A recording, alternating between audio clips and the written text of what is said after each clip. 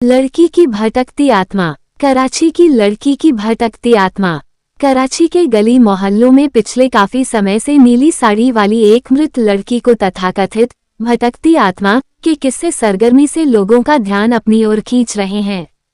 कुछ साल पहले ताहिरा नामक एक लड़की एक दुर्घटना में मौत का शिकार हो गई थी, लेकिन उसकी हर बरसी के बाद पुलिस को ये रिपोर्ट मिली कि किसी नीली साड़ी वाली लड़की ने अमुक स्थान पर रात में किसी मोटर कार को रास्ते में रोका और उसके चालक से पास की जगह पर लिफ्ट देने को याचना की।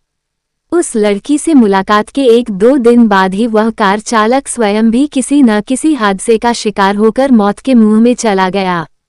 नीली साड़ी वाली इस रहस्यमय लड़की का पहला शिकार कराची का एक उद्योगपति हुआ। यह उद्योगपति आधी रात के बाद एक नाइट क्लब से निकलकर कार से अपने घर जा रहा था कि रास्ते में उसे एक नीली साड़ी वाली लड़की ने रोका। कार रुकी तो लड़की ने कहा, अगर आपको तकलीफ न हो तो आप मुझे मेरे घर तक छोड़ दीजिए। उद्योगपति इसके लिए राजी हो गया, लेकिन जब उसने अपनी गाड़ी उस लड़की के बताए हुए मोहल्ले में रोकी तो उसने पाया कि लड़की कार से गायब थी।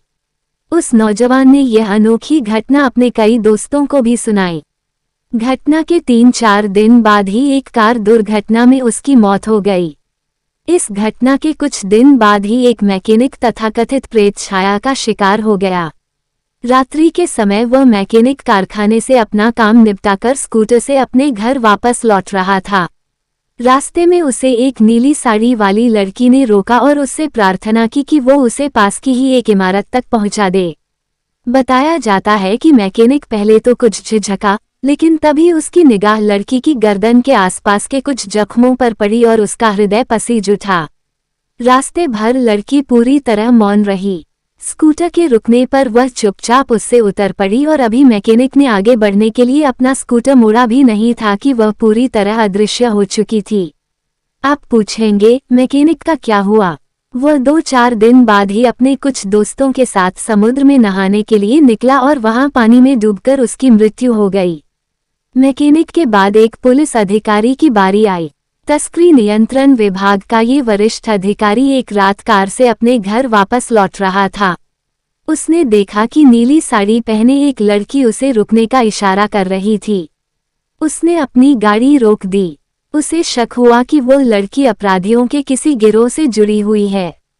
लड़की ने उसे बताया कि वह एक दुर्घटना में जख्मी हो गई है और जल्दी से जल्दी अपने घर पहुंचना चाहती है। पुलिस अधिकारी को उसने अपनी गर्दन पर हुए जख्म दिखाए। आखिर वो उसे उसके घर तक लिफ्ट देने के लिए राजी हो गया। उसकी गाड़ी एक बंगले के सामने पहुंची। लड़की ने उसे वहीं रुकने का इशारा किया। लड़की के अंदर जाने पर अधिकारी ने एहतियातन उस बंगले का नंबर नोट कर लिया और फिर कार अपने गंतव्य की ओर मोड़ ली। दूसरे दिन उस लड़की के बारे में आवश्यक जानकारी लेने जब वह अधिकारी उस बंगले पर पहुंचा तो वहां रहने वाले एक वृद्ध सज्जन ने कहा कि संदिग्ध लड़की का हुलिया बिल्कुल उसकी अपनी बेटी ताहिरा जैसा है। उसने बताया कि बरसों पहले एक दिन ताहिरा अपने भाई के साथ सैर करने के लिए निकली थी। आधी रात के बाद जब वह वापस लौट रहे थे तभी उनकी कार एक बिजली के खंभे से जा टकराई। लड़का तो बच गया, लेकिन ताहिरा ने वहीं दम तोड़ दिया। लेकिन बूढ़े पिता की यह कहानी सुनने के बाद पुलिस अधिकारी पर क्या बीती। 3-4 दिन बाद ही तस्करों के एक गिरोह को पकड़ने की कोशिश करते हुए वह गोलियों का शिकार हो गया।